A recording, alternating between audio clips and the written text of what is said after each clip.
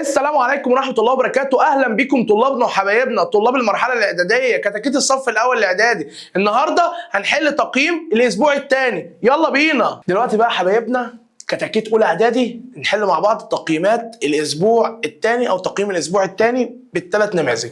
عندنا النموذج ألف، يقول لك السؤال الأول: روح لاحظ الرسم البياني بالكتاب المدرسي صفحة 20 لمعدلات الأطباء والممرضات بقارة أفريقيا والعالم. اعتبر نفسك شفت الرسم البياني. نشوف بقية السؤال. بيقول لك ثم أجب: يتساوى معدل الأطباء في كل من دول شمال أفريقيا ودول جنوب الصحراء الكبرى. اثبت خطأ العبارة السابقة. أولا هي عبارة خاطئة. طب هو بيقول لك إن هي عبارة خاطئة، طب اثبت لي بقى إن هي غلط. الغلط إن مؤشرات معدلات أو معدل الأطباء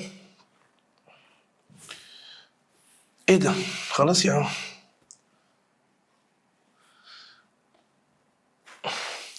ان انت عندك هنا معدلات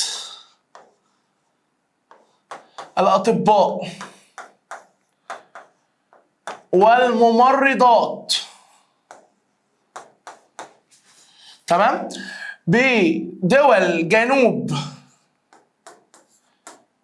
الصحراء الكبرى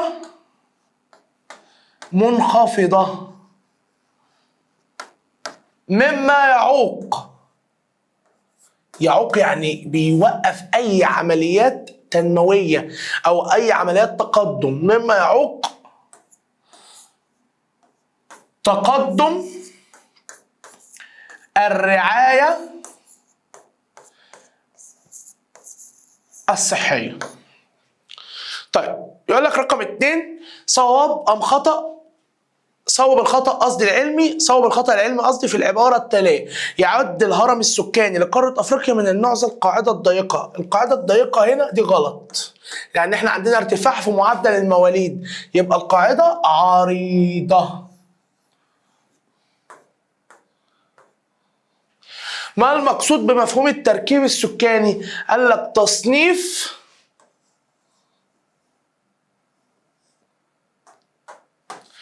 السكان وفق الأنشطة الاقتصادية.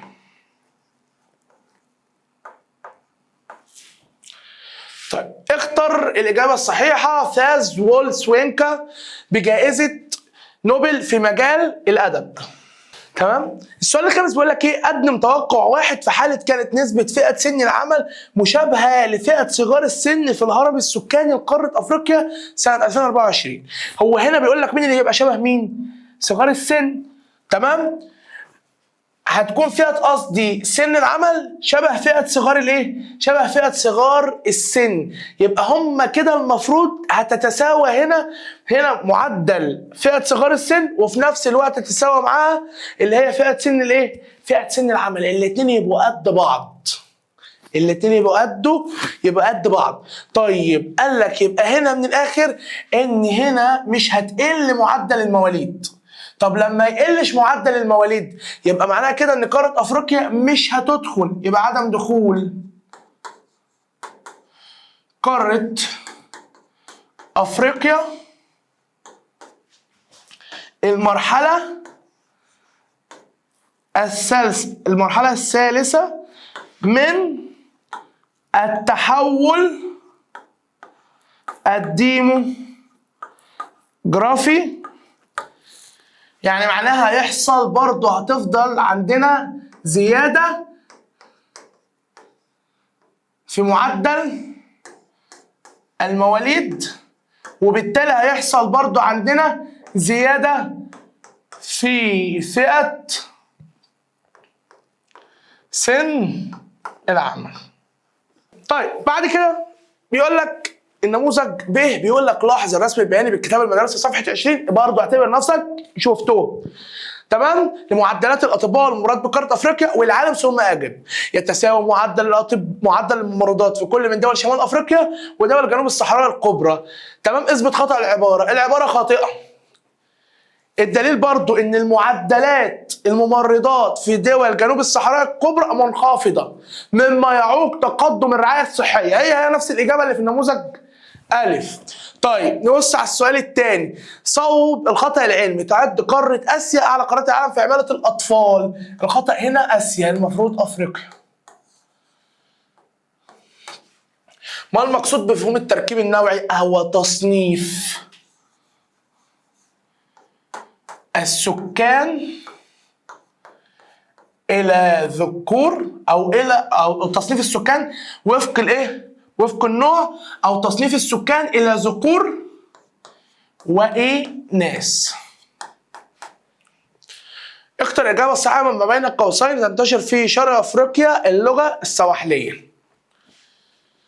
طيب قدم توقع واحد في حال كان نسبة فئة كبار السن مشابهة لنسبة فئة سن العمل في الهرم السكاني. إن فئة كبار السن قد فئة سن العمل في الهرم السكاني. يبقى احنا كده بالآخر من المتوقع زيادة معدلات الوفيات.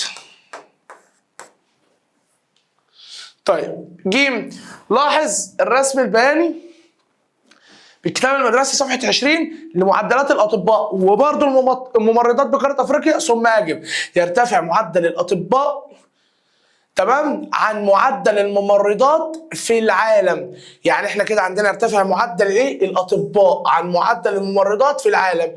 العبارة خاطئة. دخلنا على سؤال صواب الخطأ العلمي. تتساوى نسبة العاملين بقطاع الزراعة والصناعة بقارة أفريقيا.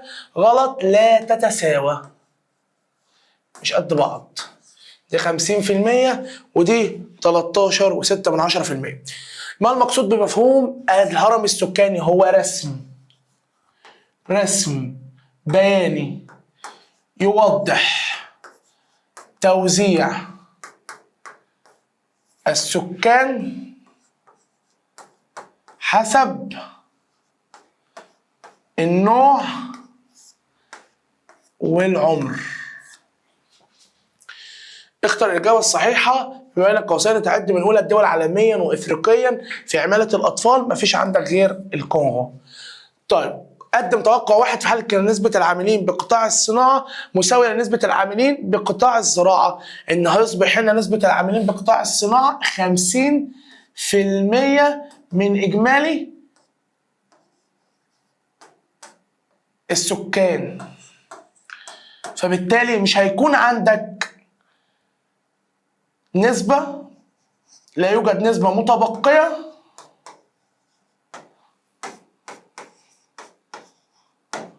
للعمل في الأنشطة الأخرى. أو ممكن نقول حاجة أحلى، يعني هنخليها أول حاجة اللي هتصبح نسبة الإيه؟ نسبة العاملين بقطاع الصناعة 50% من إجمالي السكان. تمام؟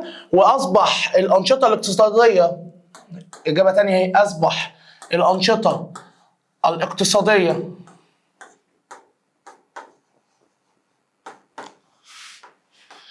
في قارة أفريقيا الزراعة والصناعة. وبكده أولادنا وحبايبنا احنا نكون خلصنا حل التقييم الأسبوع الثاني للصف الثاني الإعدادي. احنا كده عملنا اللي علينا. اعمل بقى أنت اللي عليك، لايك، سبسكرايب، شير لأصحابك، دلعنا، شجعنا، وانتظر حل التقييمات ومراجعات الشهر وكمان ليالي الامتحان. بحبكم في الله. سلام.